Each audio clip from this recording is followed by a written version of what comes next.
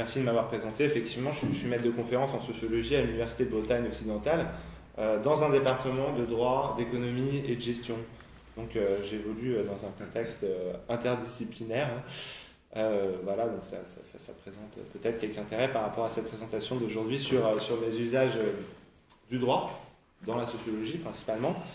En préambule, je voulais vous remercier tous les deux de m'avoir invité à ce séminaire dont j'étais particulièrement flatté d'être invité à intervenir au milieu d'une liste d'intervenants aussi prestigieuse, comme je vous le disais par mail. C'est presque imposant pour moi d'intervenir au milieu de gens comme Dominique Schnapper ou Paul Jorion. C'est pour ça que je disais, j'ai d'abord cru à une blague. Bon, c'était plutôt pour la plaisanterie, mais c'est aussi pour insister sur le fait que je ne suis pas au même stade de ma carrière, de ma vie de chercheur, que ces illustres collègues, mais j'ai quand même tout de même eu déjà l'occasion de mener un certain nombre de recherches sur le droit, les usages sociaux du droit et les effets sociaux de ces usages. En fait, ces différentes recherches que je souhaite mettre en perspective aujourd'hui, ne pas seulement parler de ma thèse et du livre que j'en ai tiré, qui est sorti l'année dernière. Voilà, et je voulais aussi revenir aujourd'hui sur mes propres usages du droit en tant que chercheur, dans la mesure où j'ai travaillé dans le cadre de projets à la fois individuels, en particulier ma thèse, mais aussi collectifs, dans des contextes interdisciplinaires. Donc j'ai eu l'occasion de collaborer et d'échanger sur mes pratiques de recherche, aussi bien avec des juristes, des économistes que des politistes et des sociologues. Voilà, sachant que j'ai fait une thèse de sciences politiques et que je suis maître de conférence en sociologie, c'est un peu compliqué, mais pas tant que ça finalement. Oui, pour terminer, donc je disais que j'étais enseignant dans une faculté de droit, d'économie et de gestion. Donc je baigne vraiment dans un contexte d'interdisciplinarité et je suis chercheur dans un laboratoire de droit. Enfin, c'est mon affectation principale. Voilà, donc je vais appuyer cette présentation sur les usages sociaux diversifiés du droit et différents processus de rationalisation de l'action publique sur la base de 3 enquêtes. Voilà, donc j'espère que je ne vous fais pas une mauvaise surprise en n'évoquant pas seulement ma thèse sur le DALO. Donc je vais tout d'abord vous présenter à travers ma thèse donc sur le DALO l'enquête ANR, le projet ANR dont je parlais tout à l'heure, et également sur la base du rapport sur la lutte contre la fraude sociale que j'ai pu mener à la suite de ma thèse. Donc je vais vous présenter à la fois mon approche théorique et méthodologique du droit et de ses usages sociaux, et par là même donc les usages théoriques et méthodologiques que je peux faire du droit. Alors, en fait, la première enquête donc, sur laquelle je vais me fonder pour appuyer mes propos, c'est celle sur laquelle j'ai basé ma thèse, qui a donc donné lieu à un livre. Donc la thèse et le livre ont le même titre, puisqu'on parle, enfin le même titre, oui, sans Antoine Lois, mais pas le même sous-titre. En fait, j'avais dû enlever recours à la justice et rationalisation de l'action publique, du fait de la volonté de l'éditeur qui trouvait que c'était pas très rentable. C'est quand même le titre que j'ai choisi pour mon intervention d'aujourd'hui, étant donné que je m'adresse à un public spécialisé. Donc, dans le cadre de cette thèse sur la genèse et la mise en œuvre de la loi DALO, mission de recours préalable départemental, puis éventuellement devant le tribunal administratif, et s'ils ont été reconnus prioritaires et si l'État a été condamné, en fait, ils sont éventuellement relogés par le préfet. Donc c'est une loi, la loi DALO, dont j'ai montré comment elle s'inscrivait dans un processus de rationalisation limitée de l'action publique en matière de logement des personnes défavorisées. C'est un processus de rationalisation par le recours à la justice qui présente à la fois des limites et des effets pervers. Donc ces limites et des effets pervers, j'essaie de montrer qu'ils s'expliquent par des usages sociaux diversifiés dont cette loi fait l'objet, à différents niveaux. Alors des usages qui sont plus ou moins limités, plus ou moins stratégiques, plus ou moins convergents ou opposés, comme j'y reviendrai un peu plus tard. Alors, la deuxième enquête dont je vais parler, c'est une enquête sur les politiques de contrôle et de lutte contre la fraude aux prestations sociales et familiales, des politiques qui sont en transformation depuis le milieu des années 2000. Alors, c'est ce rapport qui donne lieu à quelques articles en cours, qui vont sortir, qui sont en cours. Je l'ai co-rédigé avec mon directeur de thèse, c'est un directeur de thèse et une doctorante de Strasbourg. En fait, c'est un rapport sur lequel on peut le dire, dans lequel a largement puisé le défenseur des droits dans le cadre d'un de ses derniers rapports sur les abus de la lutte contre la fraude aux prestations sociales.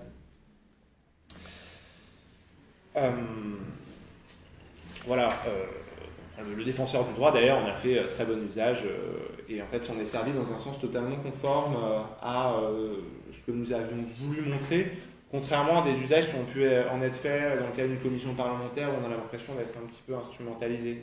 C'est important pour moi de souligner ça parce que ça fait partie aussi dans le cadre du thème du séminaire sur les usages du droit qui peuvent être faits, les usages du droit académique, la manière dont ils peuvent être réappropriés dans le champ politique, c'est quelque chose qui me semble particulièrement important.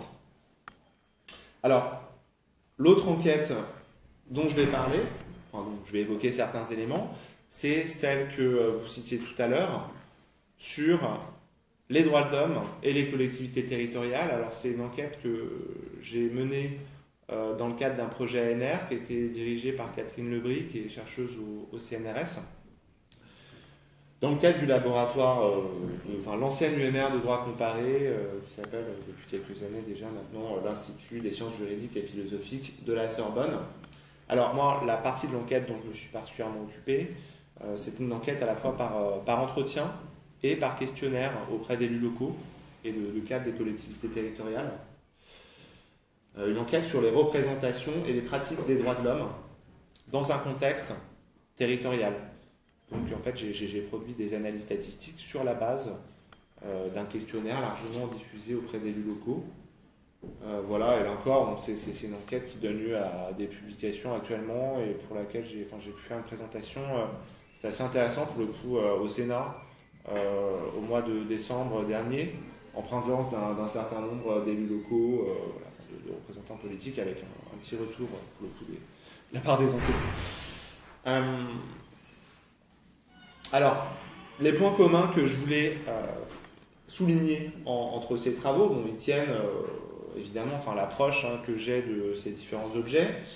Alors, mon but, dans le cadre de ces différentes enquêtes, c'est d'étudier les transformations contemporaines de l'action publique au prisme des normes et leur effectivité. Alors,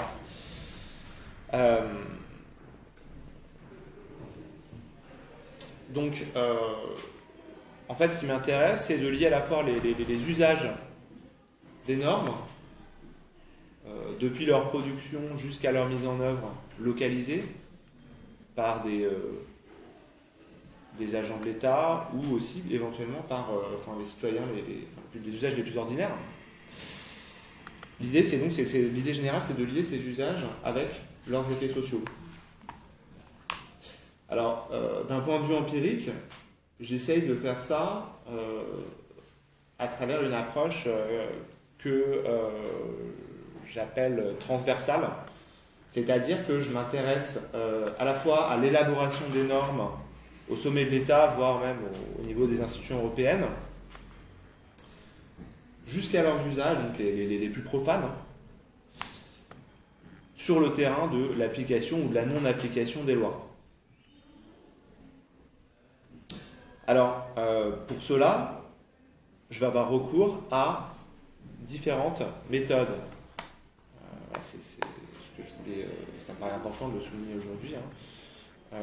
Donc, je mobilise aussi bien des sources documentaires, à commencer par des corpus de textes juridiques, que des documents administratifs, que ce soit des mesures administratives ou des documents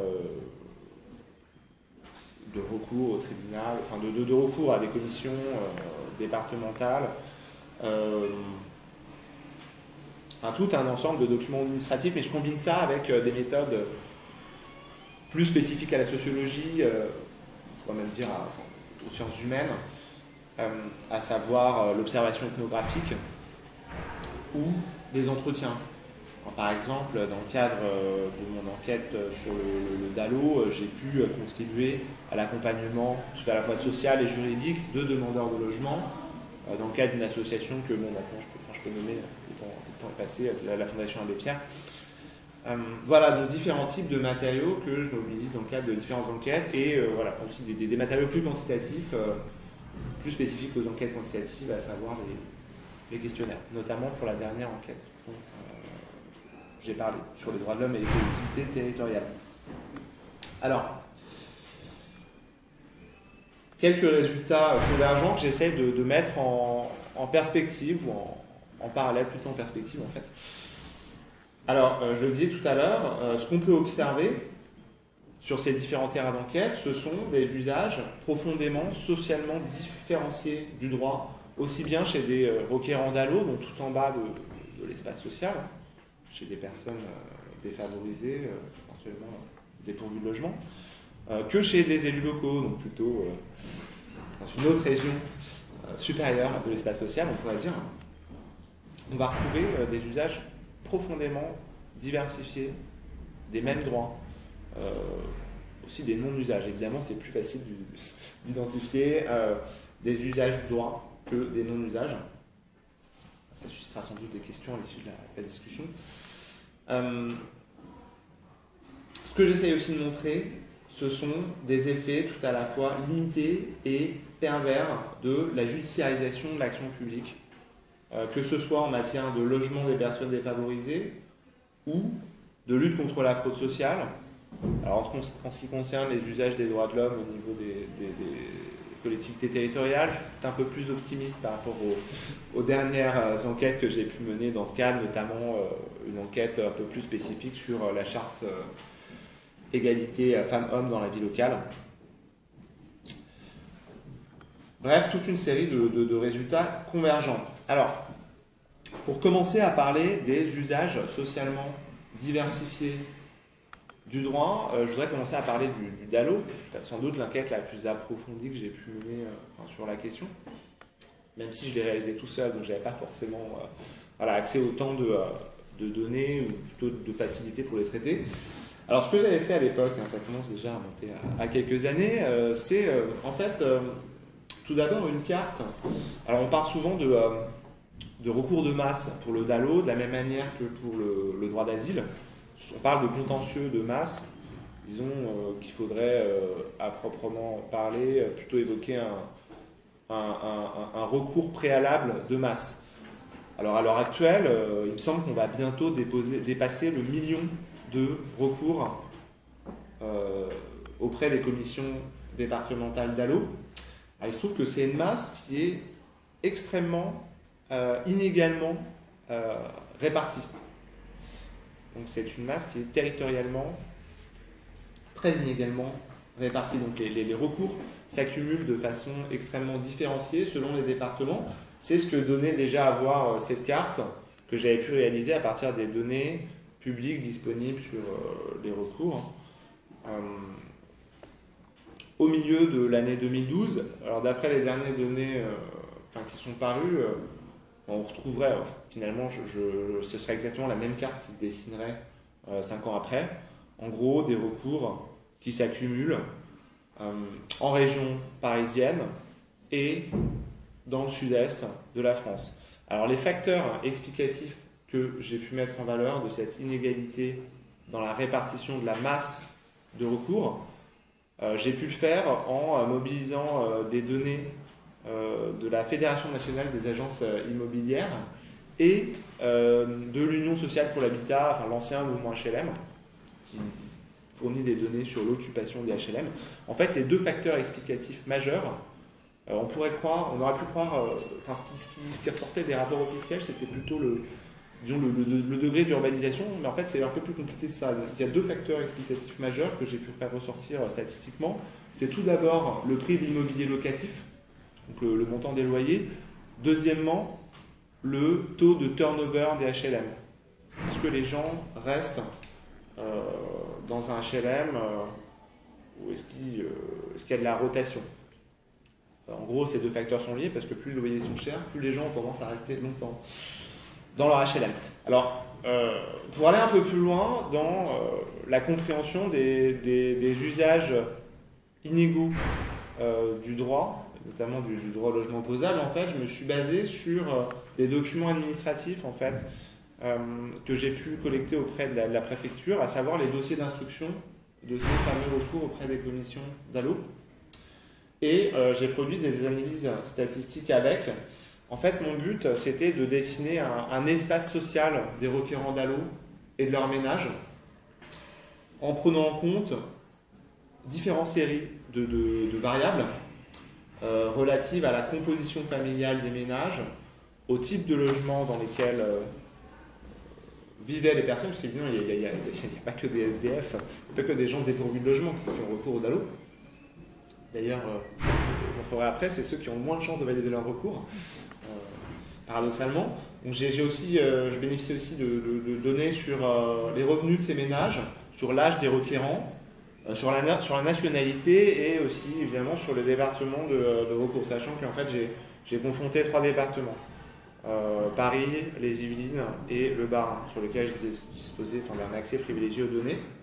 Alors ce que j'ai pu mettre en valeur, en fait, c'est une typologie de ménages qui présentaient des caractéristiques socio-démographiques variées, de même que la nature de leur habitation. Et donc j'ai mis en rapport cette typologie de ménages avec différentes manières de faire valoir ces droits.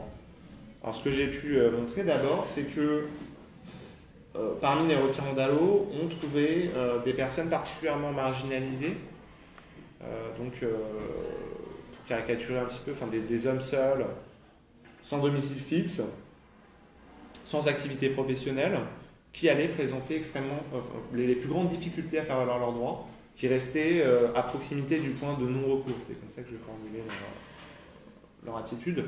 De défiance, de méfiance à l'égard des institutions. En revanche, on trouve également une majorité de travailleurs pauvres issus d'immigration pour la plupart d'entre eux, notamment des dernières vagues migratoires, qui, en ce qui les concerne, vont avoir plus de réussite dans leur recours au droit, dans la mesure où ils vont souvent déléguer à des intermédiaires des démarches juridico-administratives qui vont leur permettre d'accéder plus facilement à leurs droits. Et en fait, ils ont d'autant plus de succès que ils cherchent, d'une certaine manière, dans un langage économique, on pourrait parler de maximisation de leur utilité. En fait, ils cherchent principalement à améliorer leur sort, dans un certain contraste avec le troisième type de ménage que j'ai pu distinguer, de requérants, et leur ménage que j'ai appelé les déclassés. Alors en fait, ce sont des individus qui vont se retrouver dans une situation de perte de revenus, qui peut aller avec une perte de logement, une perte d'emploi, et qui vont avoir des attitudes ambivalentes à l'égard des institutions, qui soit en fait vont faire preuve d'une certaine virtuosité dans leur démarche, soit au contraire vont se retrouver dans une attitude d'hostilité qui ne va pas forcément très bien leur réussir en termes de succès de leur recours à la justice, pour améliorer leur sort. Mais en revanche, ce sont parmi eux qu'on va retrouver le plus d'attitudes de politisation de leur recours. Alors, je passe à l'enquête. Je fais un saut dans l'espace social en évoquant maintenant en fait l'enquête sur les élus locaux que j'ai pu interroger, donc à la fois par entretien. Donc en fait, les entretiens m'ont permis les entretiens que j'ai pu réaliser en amont du questionnaire m'ont permis d'améliorer évidemment la formulation des questions. Pour faire un bon questionnaire, on dit souvent que c'est intéressant de réaliser une campagne d'entretien auparavant. Alors cette campagne d'entretien, ce qui est rigolo, entre guillemets, c'est que je l'ai réalisé aussi bien, pas très loin d'ici, à l'hôtel de ville, avec des élus comme l'adjoint en relations internationales à la francophonie, et auprès d'élus de communes rurales de 300 habitants. J'ai réalisé un entretien aussi auprès de... J'ai de la chance d'avoir comme chargé de travaux dirigés à l'UBO l'adjoint d'une petite commune de littoral. Voilà. C'est particulièrement intéressant ce contraste. Ce contraste parmi mes enquêtés que j'ai interviewés par entretien et les contrastes qu'on va retrouver dans les réponses des élus, donc qui appartiennent évidemment à des collectivités locales très variées. Donc sur la base d'un peu plus de 500 questionnaires complétés, exploitables, ce qui n'est pas beaucoup au regard de la population, des élus, 30 000, une population de référence de 30 000 individus, mais on a quand même un échantillon assez satisfaisant, et mon but en fait c'était de montrer des corrélations entre des variables caractéristiques de manière à dessiner finalement un espace donc des pratiques et des représentations des droits de l'homme qui, au final, il me semble qu'il y a quelques résultats convaincants qui se dégagent. Alors, ce que j'ai pu mettre en valeur, en fait, c'est d'une part une opposition entre des élus qui font preuve de bonne volonté juridique et d'autres pas du tout.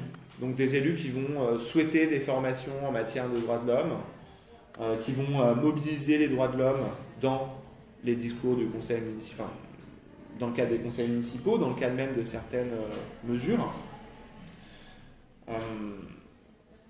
D'autre part, j'ai pu montrer des oppositions entre certains élus qui vont faire très peu usage des droits de l'homme et des documents de référence dans le cadre de leur activité d'élu. À l'inverse, d'autres qui vont mobiliser souvent, en fait, ces droits de l'homme.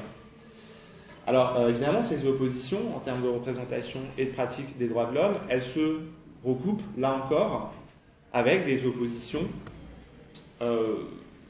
sociales et institutionnelles. Donc, d'une part, on va retrouver cette bonne volonté juridique ou cette mauvaise volonté juridique chez des élus ou des représentants de collectivités aux caractéristiques opposées. Alors d'une part, des élus qui présentent un haut niveau d'études et surtout ce qu'on peut désigner comme un capital juridique, en fait, qui ont fait des études de droit, qui vont mobiliser le droit dans le cadre de leur profession d'origine, donc qui eux évidemment vont faire preuve de bonne volonté juridique, c'est pas très surprenant. D'autre part, des élus avec un niveau de diplôme moins important, qui ne font pas usage du droit dans le cadre de leur profession, qui ne vont pas faire autant preuve de bonne volonté juridique. Alors des facteurs secondaires, mais quand même assez intéressants, c'est d'autre part la religion. Alors chez les élus qui déclarent la pratique d'une religion, on va retrouver un plus grand attachement, une plus forte bonne volonté juridique. Il me semblait que c'était un résultat intéressant. Alors par ailleurs, il y a aussi un facteur politique, donc on va retrouver la bonne volonté juridique plutôt à gauche qu'à droite. Alors par ailleurs, il y a des facteurs institutionnels qui pèsent également beaucoup, notamment ce qui concerne la pratique, plus encore les pratiques que les représentations. Les élus qui font vraiment un usage intensif des droits de l'homme dans le cadre de leur activité, ce sont des élus de collectivités territoriales de première importance, avec une population supérieure à 50 000 habitants, voire même à 100 000 habitants, ou encore des élus des conseils départementaux ou régionaux. A l'inverse, parmi les petites communes, rassemblés le plus souvent dans des communautés de communes et qui sont souvent sans étiquette politique. On va retrouver à la fois moins de bonne volonté juridique et moins de mobilisation des textes, de références, moins de souhaits de formation, etc. Voilà, au sein des métropoles ou des conseils régionaux et départementaux. Donc voilà, donc, j'ai produit finalement le même type d'analyse statistique en ce qui concerne les élus locaux que pour les requérants. Enfin, c'est une façon de montrer que sur la base d'usages du droit profondément différents et en traitant de populations fortement distantes dans l'espace social, on pouvait finalement dégager des résultats théoriques assez convergents, à condition de mobiliser une approche méthodologique similaire. Ça, donc, finalement assez logique. Donc je reviendrai éventuellement dans le cadre de la discussion sur cette typologie des élus que j'ai pu dégager et de leur représentation et pratique des droits de l'homme.